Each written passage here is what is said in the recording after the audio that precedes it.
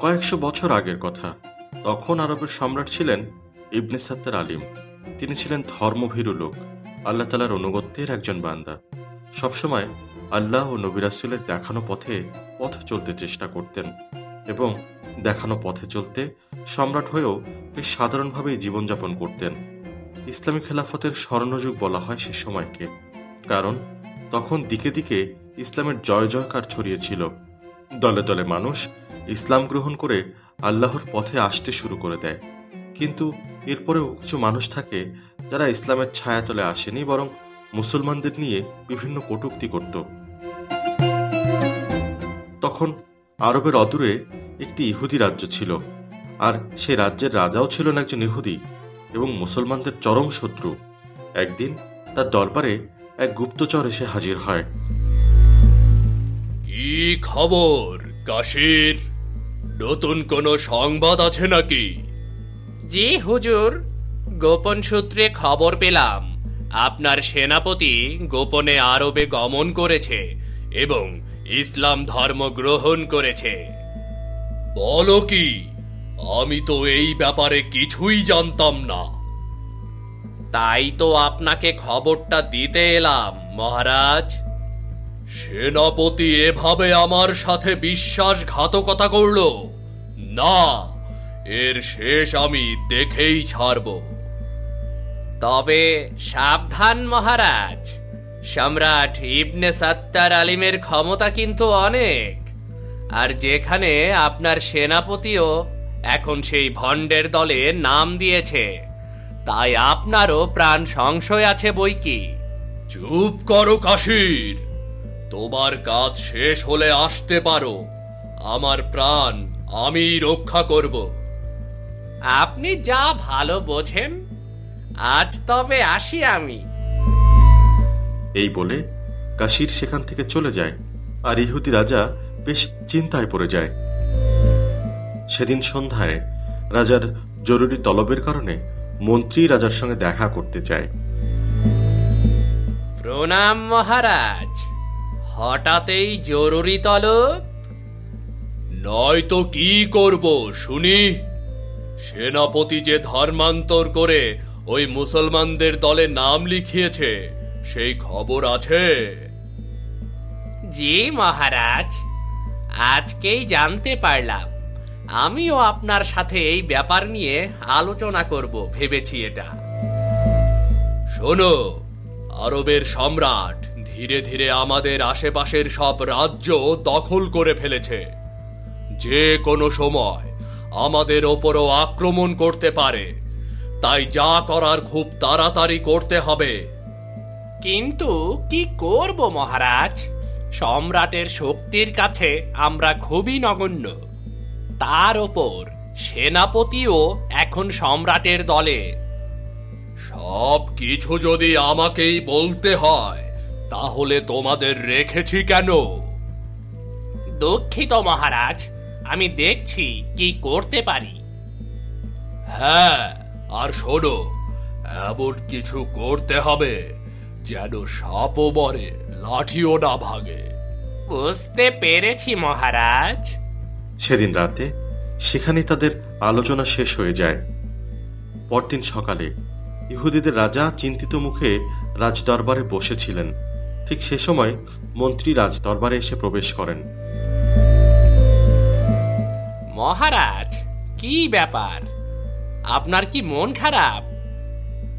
তোমাকে মন্ত্রী বানিয়েছে কে বলো তো? কালকেই তো তোমাকে সমস্যাটার কথা বললাম, আর আজ তুমি বলছো কেন মন খারাপ? ও আচ্ছা, ভুলে গিয়েছিলাম। একটা বুদ্ধি পেয়েছি মহারাজ। তাহলে তাড়াতাড়ি বলো, সেটা কি? সম্রাটকে বুদ্ধি দিয়ে মারবো আমরা, অস্ত্র দিয়ে নয়। খোলাসা করে বলো তো, কাহিনী কি? তাহলে শুনুন। বাহ, বেশ ভালো বুদ্ধি বের করেছে তো, কিন্তু তুমি পারবে তো? জি মহারাজ, এক সময় আমি খুব ভালো শিষ্য ছিলাম, আপনি আমার উপর ভরসা রাখতে পারেন। ঠিক আছে, তবে তাই হোক। তোমাকে 2 দিন সময় দিলাম, যা যা করার করো, কোনো ঘাটতি যেন না থাকে। কাজ শেষ হলে সেনাপতিকেও খবর দেবে। এবার দেখি সম্রাটকে আমার হাত থেকে কে বাঁচায়। ইহুদি রাজা তখন কুটিলভাবে হাসতে থাকে, কিন্তু সেই হাসি খুব শীঘ্রই যেন বিলীন হয়ে যায়। কিছুদিন পর মন্ত্রী সেনাপতিকে নিয়ে রাজ দরবারে প্রবেশ করে। এসো এসো মন্ত্রী, তোমার জন্যই তো অপেক্ষা করছি। তোমার সব প্রস্তুতি শেষ? জি মহারাজ, এই যে দেখুন, সেনাপতিকেও নিয়ে এসেছি সাথে করে। তা তো দেখতেই পারছি। কি ব্যাপার সেনাপতি, তুমি আমার সাথে এই বিশ্বাসঘাতকতা কিভাবে করলে? না মহারাজ, আমি আপনার সাথে কোনো বিশ্বাসঘাতকতা করিনি, বরং এতদিন নিজের অজান্তে নিজের ক্ষতি করে আসছিলাম। কিন্তু এখন আল্লাহ যে আমাকে কবুল করে নিয়েছে, তার জন্য আল্লাহর দরবারে লাখ লাখ শুকরিয়া। রাখো তোমার শুকরিয়া। তোমার ওই ভণ্ড সম্রাটের কি অবস্থা করি দেখো। আগামীকাল তুমি আমাকে তোমার সম্রাটের কাছে নিয়ে যাবে। ইবনে সাত্তার আলিমের দরবারে? কিন্তু কেন? আমি যতদূর জানি আপনি তো তাকে দেখতেই পারেন না, আপনার দু চোখের শত্রু সে। তা তো বটেই, তাই তো তাকে হেনস্থা করব। এমন কিছু প্রশ্ন যে তার স্রষ্টাও তাকে সাহায্য করতে পারবে না। কিভাবে? মাফ করবেন মহারাজ, কিন্তু আমার মনে হয় না এমন কিছু হবে। আমি জানি ইবনে সাত্তার আলিম খুবই জ্ঞানী একজন লোক, তার জ্ঞানের পরিসর অনেক বড়। এমনকি তার দরবারেও এমন অনেক লোক আছে যারা দিনরাত গবেষণা করে নতুন নতুন তথ্য সংগ্রহ করে ইসলামকে আরো সমৃদ্ধ করার জন্য। ঠিক আছে, দেখাই যাক। তুমি যখন বলছো সে এতই জ্ঞানী, তবে তার পরীক্ষা নেওয়া হোক। চিন্তা করো না, তার আসমানি কিতাব থেকেই তাকে প্রশ্ন করব। আমি জানি কোনো মুসলিমই তা পারবে না, আর তখন তাদের আমি অনেক অপমান করব। কিন্তু যদি পেরে যায় তখন? তখন আমি আর আমার দলের সবাইকে ইসলাম গ্রহণ করতে আদেশ করব। এমনকি আমি নিজেও ইসলাম গ্রহণ করব।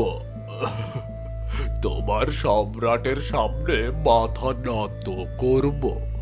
কিন্তু আমি জানি এরকম কখনোই হবে না। তাহলে কালকে পাক পবিত্র হয়ে সম্রাটের দরবারে তৈরি থাকবেন, কারণ অপবিত্র অবস্থায় ইসলাম গ্রহণ করা যায় না। আর হ্যাঁ, শুধু শরীর নয়, মনকেও পরিষ্কার করতে হবে। আমরা আগামীকাল সকালেই রওনা হব। এবার রাজাও খুব একটা রেগে গেল এবং তিনি সেনাপতির কোনো কথায় কান না দিয়েই বরং পরের দিনের জন্য তৈরি হতে থাকে। পরের দিন সকালে যাচকদের দলটি সম্রাট ইবনে সাত্তার আলিমের দরবারে গিয়ে পৌঁছায়। সম্রাট তখন দরবারের অন্যান্য লোকসহ বসেছিল। ঠিক তখনই সেই ইহুদিদের দল সম্রাটের প্রাসাদে প্রবেশ করে আর সম্রাটকে কুর্নিশ করে জিজ্ঞাসা করে, হে আরবের সম্রাট, আমরা আপনার কাছে এসেছি সেই পশ্চিমা দেশ থেকে। আমার কাছে? ঠিক আছে, বলুন, আমি আপনাদেরকে কিভাবে সাহায্য করতে পারি? আমাদের 4টি প্রশ্ন আছে। বলা বাহুল্য, সবগুলো প্রশ্নই মুসলমানদের আসমানি কিতাব থেকে নেওয়া। আমরা সেই প্রশ্নগুলোর উত্তর চাই। যদি আপনি বা এখানকার কোনো মুসলিম এই প্রশ্নগুলোর সঠিক উত্তর দিতে পারেন, তাহলে আমরা সবাই ইসলাম ধর্ম গ্রহণ করব। আর যদি না পারেন, তাহলে আপনাদেরকে স্বীকার করে নিতে হবে আপনাদের ধর্মের কোনো ভিত্তি নেই। এটি মিথ্যা ও ভণ্ডামি ছাড়া কিছুই নয়। এ আবার কেমন সংকট? কি বলতে চাইছে এই ইহুদিরা? যাই হোক, ইসলাম ধর্মকে অপমান করার সাহস যে দেখিয়েছে, তাকে আমি এমনি এমনি ছাড়ব না। যেভাবেই হোক এই ইহুদিদের যোগ্য উত্তর আমি দিয়েই ছাড়ব। হে আল্লাহ, আপনি আমাকে সাহায্য করুন। আজ যেন এই ইহুদিরাও ইসলাম কবুল করতে বাধ্য হয়, সেই ব্যবস্থা করে দিন। ঠিক আছে, আপনারা আজকে অনেক দূর থেকে এসেছেন, নিশ্চয়ই খুব ক্লান্ত। তাই বলছি, আজকে আপনারা বিশ্রাম নিন, কালকে না হয় প্রশ্নোত্তরের পর্ব চালানো যাবে। সম্রাটের এই আতিথেয়তা দেখে ইহুদি রাজা বেশ অবাক হলেন, কিন্তু কিছু না বলেই চুপচাপ সম্রাটের কথা মতো চলতে থাকলেন। সেদিন রাতে সম্রাট আবু সুফিয়ানকে ডেকে পাঠায়। আবু সুফিয়ান আরবের একজন বিজ্ঞ ফকিহ। আসমানি কিতাব নিয়ে সে বিভিন্ন ধরনের গবেষণা করে থাকে। কিছুক্ষণের মধ্যেই আবু সুফিয়ান সম্রাটের সামনে হাজির হয়। আবু সুফিয়ানকে দেখে সম্রাট বললেন, হে আবু সুফিয়ান, তুমি তো জানো আজ পশ্চিম থেকে কিছু ইহুদির দল এসেছে আমার দরবারে। তারা আসমানি কিতাব থেকে কিছু প্রশ্ন করবে। তুমি যদি সবগুলো প্রশ্নের সঠিক উত্তর দিতে পারো, তাহলে তারা ইসলাম ধর্ম গ্রহণ করবে। আর যদি না পারো, তবে তারা সেটাই করবে যা তারা এতদিন ধরে করে এসেছিল, মানে ইসলামের অবজ্ঞা। এমনকি আমাদেরকেও বাধ্য করবে তাদের সঙ্গে তাল মিলাতে। আপনি চিন্তা করবেন না সম্রাট, আমি কখনোই ইসলামের মর্যাদা ক্ষুণ্ণ হতে দেব না। নিশ্চয়ই আল্লাহ তাআলা আমাদেরকে সাহায্য করবেন। আর এই ইহুদিদের দল জানতো যে তাদের সেনাপতি ইসলাম গ্রহণের পর আপনার ক্ষমতার কাছে তারা কিছুই না, তাই এসেছে বুদ্ধি দিয়ে বাজিমাত করতে। কিন্তু সেটাই যে তাদের অনেক বড় ভুল হয়ে গেছে, তা কালকে আমি প্রমাণ করে দেব। তোমার উপর আমার ভরসা আছে আবু সুফিয়ান, তাই তো তোমাকে ইসলামের মর্যাদা রক্ষার দায়িত্ব দিলাম। পরদিন সকালে সম্রাটের দরবারে একে একে সবাই এসে হাজির হয়। আবু সুফিয়ানও সেখানে উপস্থিত থাকে।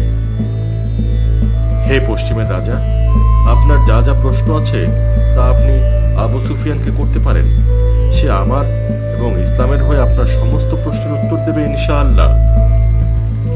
ঠিক আছে, আমাদের প্রথম প্রশ্ন, এমন কোন দুই ভাই আছে যারা একই সাথে জন্মগ্রহণ করে এবং একই দিনে মারা যায়, কিন্তু তবুও তাদের মধ্যে বয়সের পার্থক্য 100 বছর?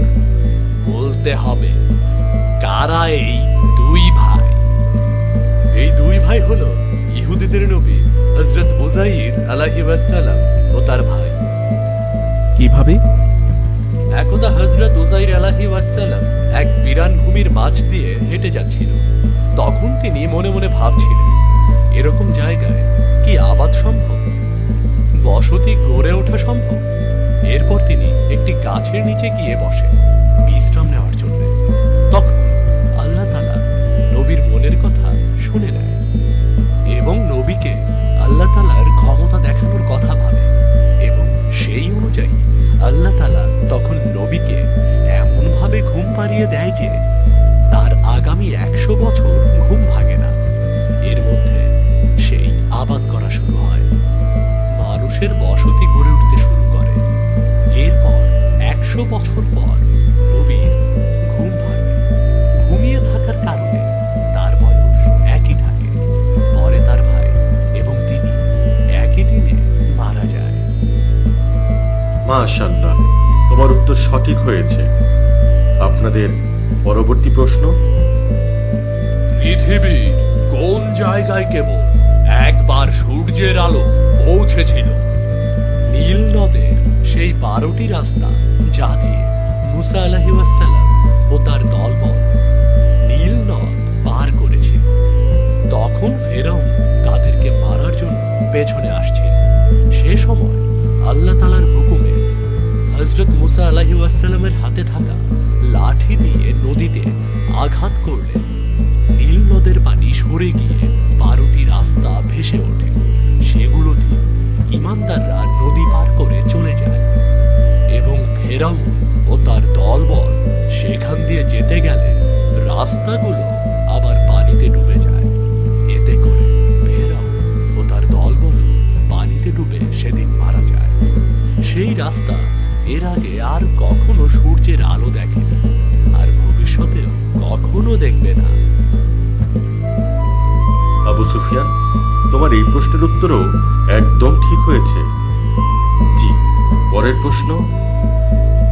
একটি কবর এবং এর মাঝে একটি লাশ, কিন্তু কবরটিরও প্রাণ আছে।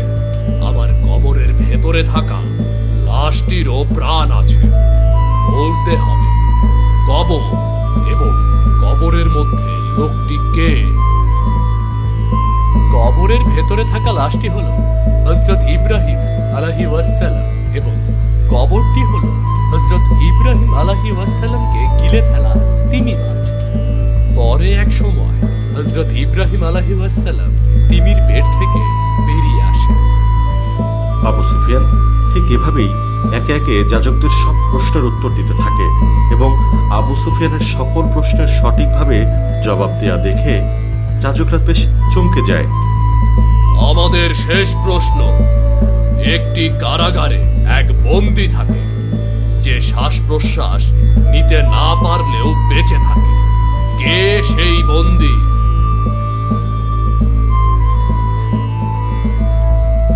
আবু সুফিয়ান, বলো এর উত্তর কি?